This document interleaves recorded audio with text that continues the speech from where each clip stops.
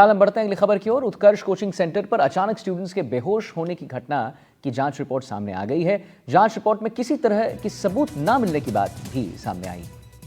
नगर निगम greater की ओर से जिन 6 सदस्यों की कमेटी बनाई गई थी, उस कमेटी ने अपनी रिपोर्ट पेश की है और रिपोर्ट में कहा गया है कि कोचिंग सेंटर में लगे सीसीटीवी में भी किसी तरह का कोई संदिग्ध मामला सामने नहीं आया है।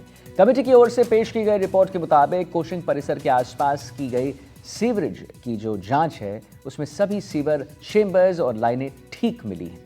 वहां किसी भी तरह का कोई भराव या ब्लॉकेज जैसी कोई जो समस्या है वो नहीं दिखी है। चूंकि घटना भवन की दूसरी मंजिल पर हुई थी, तो वहां सीवरेज संबंधी कोई विवाद नहीं है और न ही वहां कोई गंध भी आ रहा है, जिसकी वजह से घटना घटी। इसके अलावा घटनास्थल वाले कक्ष में किसी भी तरह का इलेक्ट्रिकल शॉक होने या उपकरण के फूंकने जैसे प्रमाण भी प्राप्त नहीं हुए। दरअसल देखिए, हम आपको बता दें, 15 दिसंबर को इस कोचिंग में क्लास के दौरान कई स्टूडेंट्स बेहोश हो गए थे। इस दौरान छात्र नेताओं ने पुलिस की थोड़ी झड़प भी देखने को मिली। पुलिस ने उत्कर्ष कोचिंग सेंटर को सील कर दिया और जयपुर नगर निगम ग्रेटर की ओर से जिन 6 सदस्यों की टीम बनाई गई थी, उस कमेटी ने अपनी रिपोर्ट पेश की है, जिसमें कुछ ऐसा संदिग्ध नहीं निकला है। उत्कर्ष कोचिंग में हुए हादसे की जांच करने के लिए बनी कमेटी ने अपनी रिपोर्ट सौंप दी है। कमेटी इस बात को आइडेंटिफाई नहीं कर पाई है कि आखिर किन वजहों से उत्कर्ष में बच्चे बेहोश हुए थे।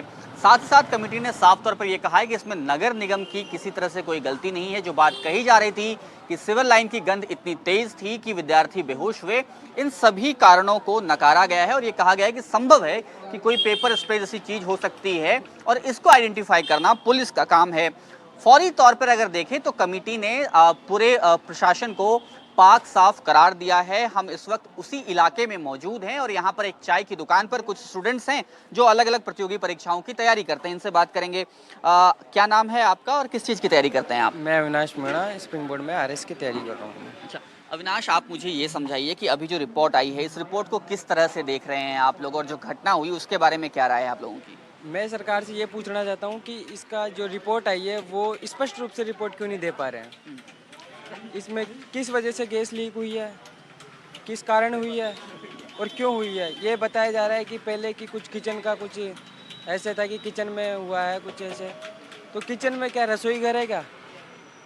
भाई कोचिंग में रसोई घर चल रहा है क्या? तो ये सब क्या है, ये लूट मचा रहे कि इन्होंने ना कोई ध्यान देते हैं। किसने लूट मचा रखी है? ये कोचिंग संस्थाओं ने जो ऐसी है, जो अब इसका स्पष्ट रूप से पता चले भाई क्या बात है क्या नहीं है, तब तो पता भी चले।